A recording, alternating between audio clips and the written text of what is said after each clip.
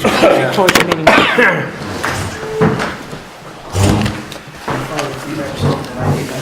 Yep. Driveway. Bring this meeting to order with the pledge of allegiance.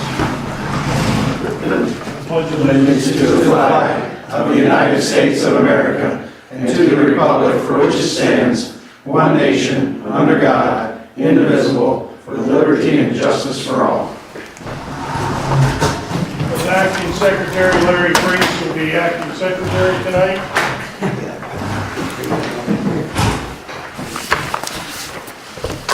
And we'll start with the reading of the minutes. These are the minutes from last Main Township Supervisors meeting. I meant it in the back. Meeting begun at 7 p.m. with the Pledge of Allegiance. Present for our meeting is Tom Schuman, Chairman, Robert Fry, Supervisor, Brent Schuman, Supervisor, Jack Pollock, Police Officer, Matt Tresky, Solicitor, Lisa Shell, Secretary, and Larry Gray, Zoning Officer. Minutes of the meeting. Lisa read the minutes of the September 4th, 2017 meeting. Bobby made motion to approve the minutes as read, and Rick seconded the motion. The total bills paid out of the general fund checking account in September totaled $13,589.21. The deposits received in the general checking were $19,865.83. Previous balance in the general checking, $260,527.37. Deposits of $19,865.83. Bills paid was $15,589.21. So our current balance in our general checking is $264,803.99. Employees tax account fund. The current balance is $1,487.07. And in that fund, we received a check from the Department of Revenue for $199.74. Special account, current balance is $200, and there was no funds in that account. State fund, there were no bills paid from the state fund checking in September. The previous balance in that fund is $133,112.69. We did receive $109.36 of interest. Rich made a motion to accept the treasurer's report. Bobby seconded the motion. Under public comment, Margie, W-E-G, Waganovich on St. Avenue in Wonderview, stated she wanted to know if the township could do something about the tall grass at her neighbor's house. Larry Gray stated that he had tried calling the individual and sent 2 certified letters to him. He also left a notice that person had 72 hours to get it mowed. Well, I was going to file a complaint with the magistrate's office. Larry did state the owner is a retired professor and the second home in Bloomsburg looks the same way. He did mow that finally a day or 2 later. Jack actually went down and checked it for me. Michelle and Bill Greenlee, Wonderview, wondered why there was no warning signs put up ahead of time warning about the road work being done. Bobby stated that the township can never post the road signs to alert of upcoming road work. The big orange sign that was put on Sycamore Drive to Catawissa was a state sign notifying drivers of the work. He stated the township will consider purchasing some signs and consider putting a notice on the website. Bobby stated he met with PennDOT, Handmaker East contractor, and Catawissa supervisors about the problems with the tar chipping. Handmaker East was taking full responsibility for the issue. They think that a quick rainstorm came through right after the finished work and diluted the oil so that the tar never set up correctly. Also, limestone is used as a soft stone when it's run over by cars. It crushed and created dust, so the contractor thought vacuuming should help. They're coming back to back in the road, pick up the excess stone in the next few days and recheck the spring to see if the work needs redone, since the cut off for tar chipping was September 16th. Greg Dibble of PennDOT will look back at the road condition after they vacuum the excess stone again in the spring and see if the work needs to be redone. Bobby stated that they also did the same work on Fire Tower Road, Fire Hall Road, and Brookside, and there was no issues. We will not be paid a bill until we know the work is done correctly. The township owes $59,000 and Catawissa owes $6,000 to Handmaker. As agreed, we go without payment until the work is done correctly. Bobby stated that the people asked why the road is not paved, and the reason was the cost of paving. The township only receives $70,000 a year to maintain all the roads in the township, including snow supplies and removal, so it's just not enough money to pave. The work in London View should have been done 4 or 5 years after it was originally paved to save the surface, but it was never done. Jack Lenhart of 876 Mainville Drive stated that he was just there for his neighbors, the Choplitz, who wanted permission to have a trunk or a tree again this year at the municipal parking lot on Sunday, 10/29. Supervisors had no issue with that. The police car was taken to Farrell's garage, and Zachary Farrell stated he was happy to work on the vehicle. It was brought to the supervisor's attention that the sign up for Sycamore is gone and people looking for mobiles are having trouble. The state will need to notify since it is a state road sign.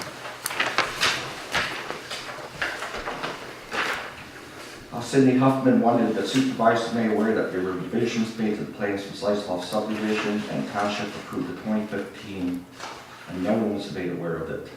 Plans were approved, but somehow 2 lots had changes made to them, which would never communicate back to the township. The 2 lots are unsold, and Cindy provided the information to Larry Fraser to now be able to issue any further permits until the plans are approved. Mr. Trusky stated that he was just made aware of that revised plans, and he other attorneys are going back to look into the revisions. Matt will have to review the revised plans and make sure the revisions meet the provisions of the zoning ordinance before any building permits can be issued. Dave Rowe asked how many lots were on the plans and if it required retaining pond for fire company access. Larry stated subdivision was under 5 lots, so it did not need a retaining pond. Mr. Bowman stated that the death of the township resident last week related to a fall and electrocution from a remodeling project. He wondered if the zoning was enacted, it may have created safer procedures. Larry Fraser stated he was unaware of the butcher shop that was being built. Mr. Bowman felt enforcing more safety rules with zoning would be a good practice for the township. Old business. Bobby stated the 2009 truck is back in working order. Thought they have not received the invoice yet, so they do not know how much the final cost is. They bought a test kit and sent a fuel sample out to Cleveland Brothers, but have not heard anything back yet. They can run dyed fuel in it, which they have delivered to the township, so there's no need to purchase in town. MS4.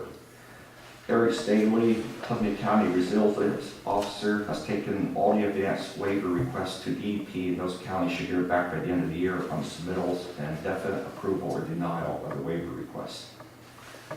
New business. Township received a letter from Larson Design Group notifying the township that PennDOT intends to apply for a water destruction permit to replace the bridge deck on Bridge 41, which is located on Mountain Road by the feed mill.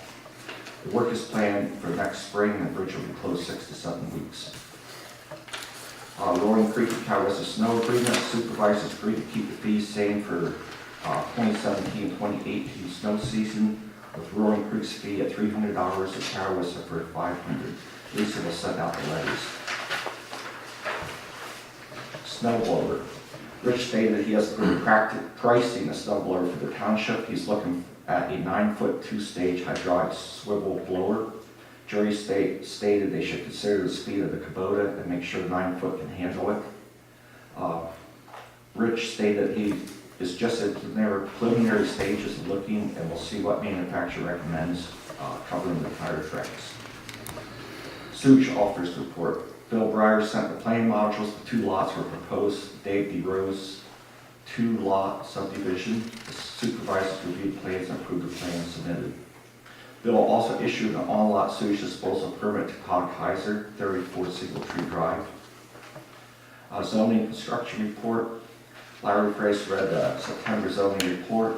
Zoning permit and driveway permits issued to Todd Kaiser, 34 Single Tree Drive. And a zoning permit was issued to Cliff Smith, 228 West Hillcrest, which is pending. Construction reports. Dwayne Schumann, 222 Mountain Peak Road for a farm shop storage building.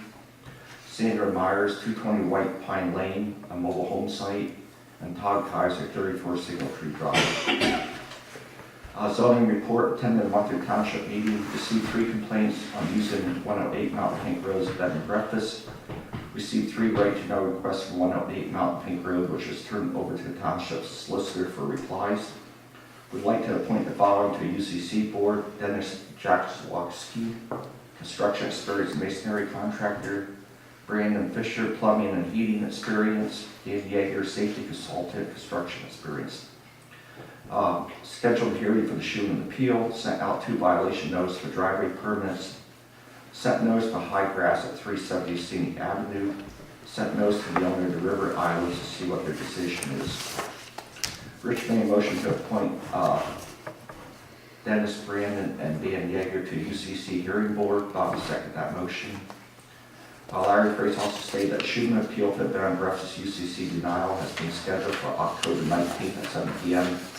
and informed Supervisors Township will need to appoint a UCC solicitor, which has to be someone that does not have any current affiliation with the township. Mr. Trusky and Mr. Gregor Wolbridge cannot be appointed. Bobby made a motion to accept the September zoning report. Rick seconded the motion.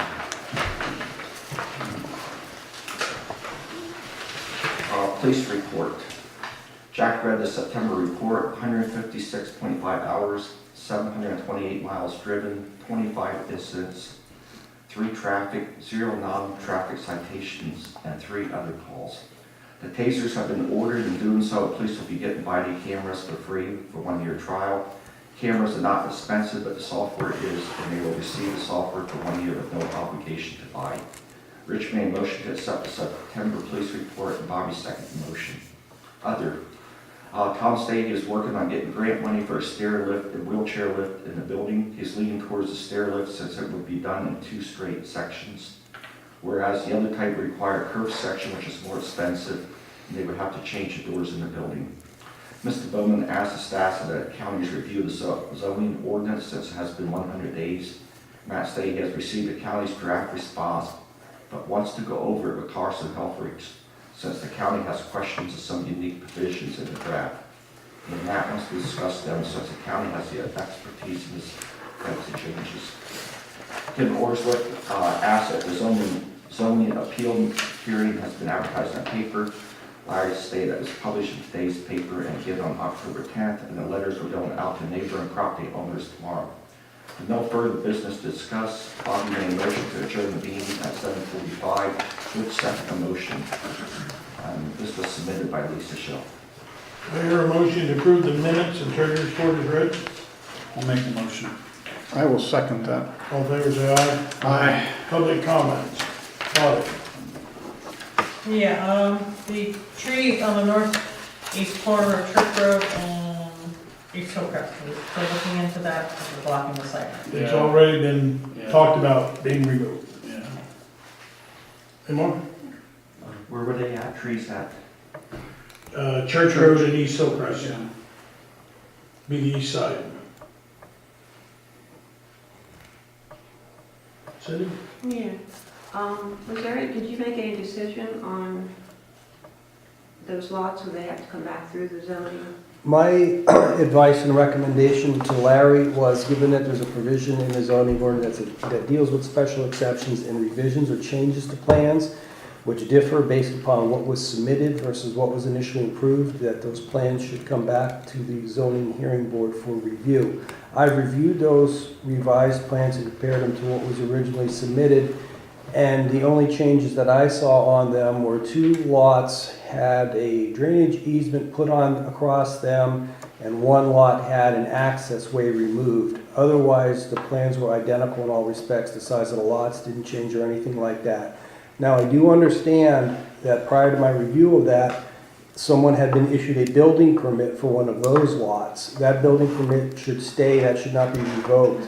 And my advice to Larry was that no future building permits for any of the other lots where construction hasn't commenced or permits haven't been issued, they should not be issued until they come in for the requisite special exception approval. So unfortunately, this is an issue that Mr. Zeisloft created. It's not anybody else's fault here as to what needs to happen, whether he'll try to make it right or not, who knows. But unfortunately, I think what happens is each of these individuals who may own some of these lots may be in for a surprise when they try to build a house and have to come back into the zoning hearing board. I don't think they'll be surprised because it's his son that he transferred those 2 lots. Okay, I didn't know if it was his son or they were subsequently transferred to third parties. I didn't follow it Not up that that I'm aware closely. of. The last transfer was to the son. And his attorney was made aware of what my recommendation was because I issued it early in October, I believe. So, I looked today, Excuse me? I looked today at the courthouse, and those lots are all sold except for one that's transferred to Todd. Yeah. 2 of them were transferred to Todd. There's only one that's shown in the courthouse. Well, there's 2 because I know there's 2. There's deeds. I saw the deeds for 2 of them. But maybe Todd sold one already. Maybe Todd sold one already. I mean, it won't matter. On the advice of the solicitor, I'm not going to issue any zoning permits or any permits. unfortunately, what it's going to be is an expensive process for all these people involved because there's really nothing changing on any of these plans except the 2 drainage easements. Everything else is identical. And the access road. The access road, they got rid of it That went at through one the of top. the lots, Yeah, up that's to the gone. other lot. That's gone. Yeah, there's those Yeah, 3 that was- changes. And that was one of the issues. Mhm. But I think, did those plans address what your concerns were or your issues? Yeah, as long Okay. as they're enforceable, the easements for the drainage. Well, they're shown on recorded plans, so they should be enforceable. Anybody buying those lots would take subject to those, what's depicted on those plans. But not the township. Well, we can't, we don't enforce those. Well, the zoning, well, it goes back to the zoning board. Well, you're talking about the enforceability of the easement? What has to happen is the revised plan goes back, should go back to the zoning Yeah, hearing that's board. what I'm saying. That's what should happen. Yeah. So you're saying that Zeisloft made these changes and is getting away scot-free? Those words did not come out of my mouth. I know that's essentially what you said, however, if I read Now, it correctly. please don't rephrase what I said. I said Mr. Zeisloft made those changes and he never submitted them back to the township. And my advice and recommendation was they should be resubmitted back to the township and that no further building permits for any of the other lots where construction hasn't commenced should be issued until that happens. But you also said that the people who buy the lots are the ones who are going to have to come back for the hearing board. Whoever wants to probably apply for a permit. Larry had told me that all the lots were sold. So if that's true, then I don't know how Mr. Zeisloft is going to be able to go back and apply for the permits because he doesn't have any interest in the property anymore based upon the information that Larry had said. Now, if that's different, if he still is the owner of any of those lots, then he should come back and get the approvals. He is not the owner of. Well, or his, But- whoever was transferred to. Well, and I would suggest that he still acts as agent for his kid because the for sale sign that's on the lot has his phone number to contact. Mhm. So obviously, he is not like washed his hands of those lots. He's still involved. I think about the only thing I can do at this point is I can send a letter to his lawyer and tell him what our determination was, and that's it. So it's up to the township if they don't submit revised plans, whether they want to bring an enforcement action for violating the zoning ordinance. The other alternative is to, when someone comes in for a building permit, the permit doesn't issue and they're told what the process needs to be. I'm sure that person buying the lot is not going to be very happy, but that's just the way it is. So Delmer thumbs his nose that the township once again gets away with it. That's not what I said. You know, not until so many words, but that's basically, that's the essence of what you said. Okay, so lot 5, there's already a home on it. Yeah. Lot 1 and 2, lot 1 was Delmore's existing home, Mm-hmm. and the person that bought his home bought lot 2. Mm-hmm.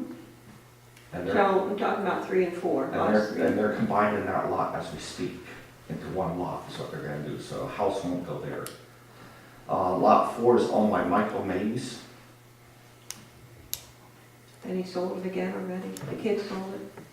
And then lot 3 is owned by Todd Zeisloff from North Dakota.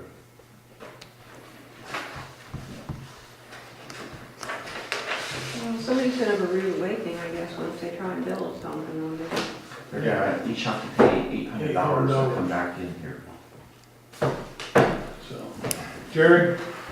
Township zoning ordinance, where do we stand? We got the county comment letter back on Thursday or Friday of last week. I forwarded that to Carson. There were 4 or 5 comments in it, maybe about a page worth of comments. And we can hear back from Carson on it.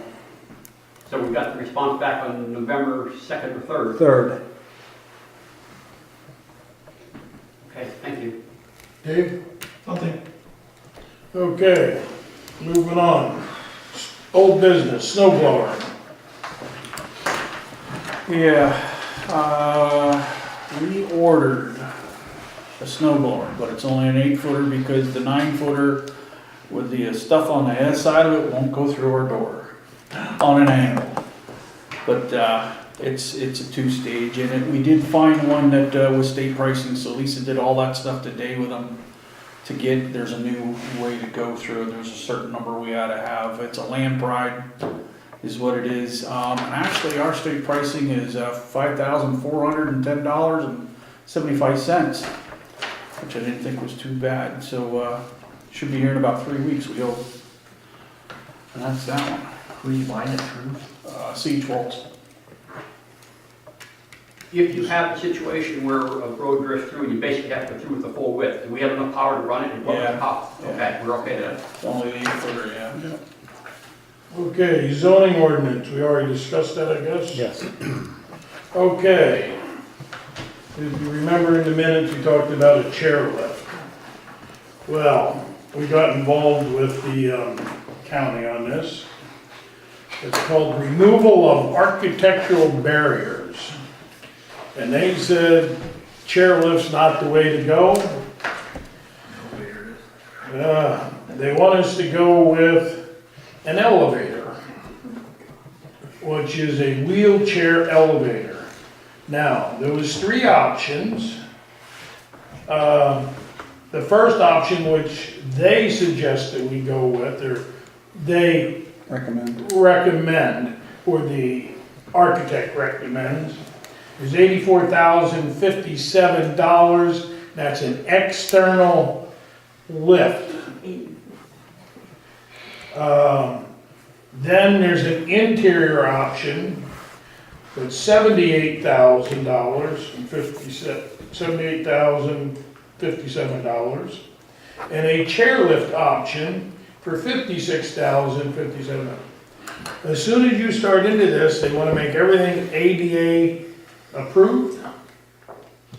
Now, the county has the money, we just got to give them, yes, we're interested. It'll be broke down over 2 years, and it will cost the township a total of $10,000. Regardless of the option. Regardless of the option. And our bathrooms will be. All the bathrooms will be upgraded. changed. Let me just give you a couple things here, it just blows my mind. Design work stamped drawings of $5,750. An ADA sign, this is the best one, $421, a damn sign, $421. ADA line striping, $575. All the doors have to be changed so they swing the proper way. Electrical modification, revised doors, Doors is $10,000 almost to change in here. So, the county's ready to go with us on it. We just gotta tell them what kind, which one we're considering that we would like to have. And over 2 years, it's gonna cost us 10 grand. The $84,000, for example, the exterior one. Yep. Does that include all this other work with electrical? Oh, yeah, everything. Everything. That's $78,000. complete project. Complete project. Complete project, that's a complete project number. See these little blocks, 9x9 blocks? They say that's asbestos, so you gotta change that. Now, we're walking on, we're not dying, but we gotta change it. Only in the bathroom. Just don't need it. Only in the bathroom. Is that like make the whole building ADA compliant? Yes. Because that was my question, because once you start one thing that throws you into ADA compliance, the whole building needs to be done. That's not why just it part of went, it. you know, Only makes this floor, when we first, oh, it makes just Only the the second floor. floor. only second floor. Yeah, there won't be nothing downstairs. Yeah. When we started, we just thought, you know, to help the elderly people get upstairs, this little chairlift. Well, that isn't good enough for The chairlifts are not ADA compliant. That's- yeah, It doesn't make this building accessible. Yeah. accessible. So which way are you leading? Huh? Which way are you leading? I would like to use the interior one Yeah, for 70-some thousand, 78,000. And where would it be located? the end of the hall. End of the hallway in front of that window. They just cut a hole through the floor and they have a little box that goes up through. And the sidewalk would go out around and into the new entrance. See, if we do that way, my thoughts of it, I don't have to extend any part of heating any more than what we're stressed at with what we have. You know, we'll stay in the range that we are. And I mean, I don't know how much it will get used, but it'll be here. If It's they should be a wheelchair. Yes, They Yeah, have to be inspected yearly. yeah, And it's then like you have to- $100. And then you have to, well, the state inspector, being we're a government entity, we don't have to use our insurance company, may get away with that. And then you're also, you have to look at the maintenance costs. So when you make your decision, I would, well, I don't foresee it being used a whole lot, you know. And you should look at whatever documents that the county's given you, because I don't know where the source of the funds are coming from, but there's usually sometimes a lot of kickers that go along with these, what you may or may not have to comply with, and things like that, as far as the condition of getting the grant monies. So I'd like to take a look and, like, you should take a look and see all of what that may obligate This you is coming to. through county redevelopment Yeah, for but I the don't, historical barriers. okay, but I don't know where the county's getting their funds from, if they're a pass-through for federal monies. Because once you get federal and state monies for these kind of projects, there's usually a lot of specific grant requirements that you need to comply with. So you should take a look at that to make sure that your $78,000 or $80,000 is gonna fully cover your project, and that you don't get into unanticipated costs. I'll turn, if you'd like to talk to them.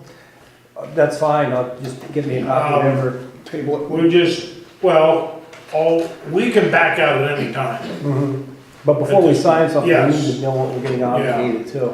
But I would, They want us to approve one of these, is what they're yes, tell them which one we're interested in. because they obviously have already had guys here. Oh, they have engineers engineers that bid everything and looked Yeah, I at was it. here with their engineers. So if you approve one now, are you committed to that then? We didn't sign anything. We didn't sign it, we got- We've approved that's the style that we'll That they're go. going to go look at, yes, Tim. What about the parking lot? Handicap parking? They have to put up a sign and they'll have a site plan with this. That was what the striping was for, the ADA striping and sign. It's about $1,000 for those two things. $575 to put a piece of paint down. That's only one bathroom. Yeah, we're doing one bathroom, make it Unisex. unisex. I called L&I and because of the people that we had here full-time, we only had to do one bathroom. You talked about interior, how large a unit is this? And what does it do to the stairway coming up? There's a roof between the door and the wall? Yeah, between the hallway, you know, the girls' bathroom door and right where that window is. We're gonna lose that window. Yeah, Yeah, but, top and bottom window. so basically it would take up the space where the first flight of stairs comes up. No. No, you You're know gonna where you go through the where I did that doors? little tax room deal there downstairs? Yes. Go through the double doors? Yes? It's going in there, That's where it up, sets. straight up. It's not gonna be in the hallway. It'll be, when you go into the first set of steps, just go through them two little doors. It's gonna be in there, that goes, The doors which will won't be, be there. the doors will be gone in. My concern is it doesn't extend far enough toward us from that wall. On the second floor, on the second floor you're talking. Yes. Yeah. Yeah, We no, have to it's, reconfigure this doorway and entrance. At the top of the stairs. At the Yeah, top. to make room. yeah. They had the We'll architects, still have the door there, but we have to come over and come this way to give enough room. you need to be 5 feet or something. Yeah, you have to have 5 feet where. So I just have one real quick question. Is heat really a problem? If we don't, do we have to heat the thing if you put it Well, on the outside? I don't know. Remember the worm screws you had on them lights that went up? That's what this is. This actually has a worm screw. Yeah, I put one in our church, 95, when we built the church up at Ridge Road, we have just a wheelchair lift in there. Mhm. And it's always, it worked that way. Mhm. But I was just curious if it really needed to be heated for the. Well, that is heated somewhat from downstairs now. That's what I mean. If they went outside of that structure and we went outside and they, Well, that's what I mean, if it really was heat a problem, that you could just go outside and not mess up any, or worry about room on the inside, that was all. If it's the same cost either way, I didn't have a problem going No, it's outside. 84, It's roughly 6,000 more. And our cost is the same. Yes. yeah, extend the ammo. Yeah, any way you pick. And heating that could be done with, could that be done with a small? Well, I'm not even electric sure if heater? it needs to be heated though, is what I'm Right, saying. correct.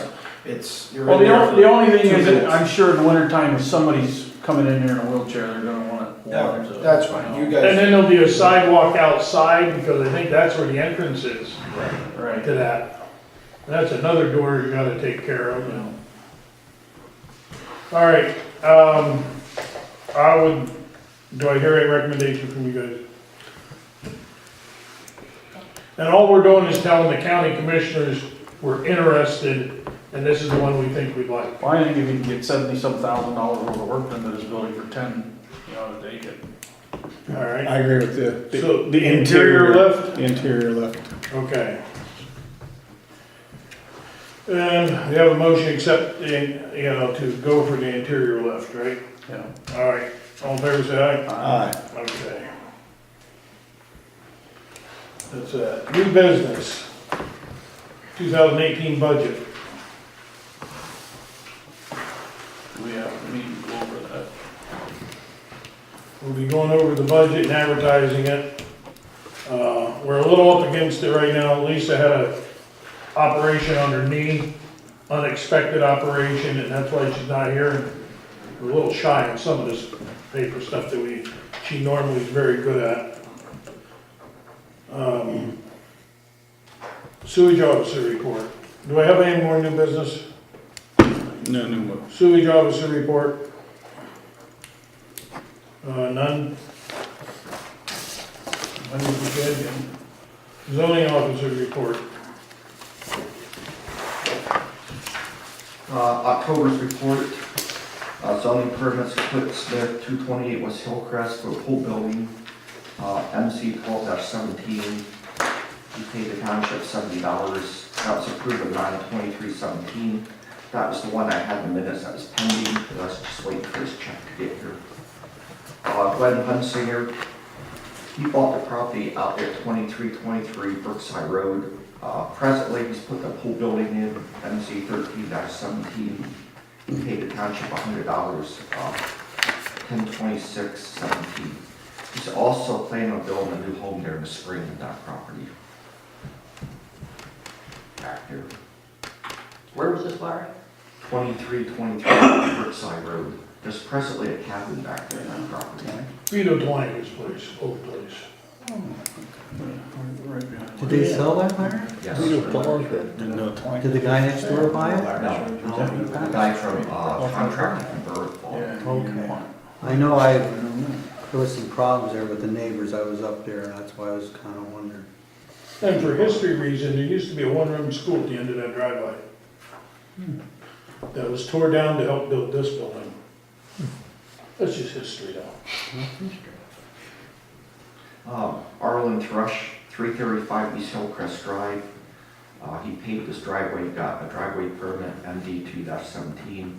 He paid the township $75, was issued 10/22/17. Construction permits, Clint Smith, 228 Hillcrest Drive for that whole building, M18-17. He paid $215. Then Glenn Hunsinger at 2323 Brookside Road for that whole building, M20-17, he paid $455.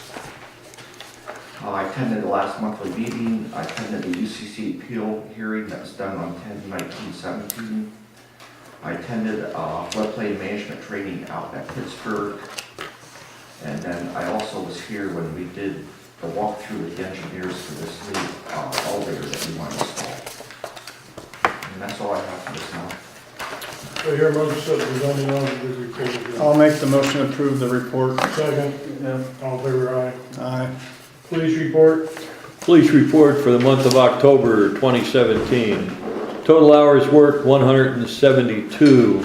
Total incidents 38. Total miles driven 948. Total fuel consumption 69 gallons. There were 9 traffic citations written and 2 non-traffic citations. Incidents for the month, we had 1 disorderly conduct, 1 theft, and 1 other. Oil change on the patrol car at Farrow's was completed. He also fixed the rear tail light. Speed watches were calibrated. Pollard attended crime watch training at Bloom PD. This program was paid for by the Columbia County DA's office. And what that's going to be like Facebook for law enforcement.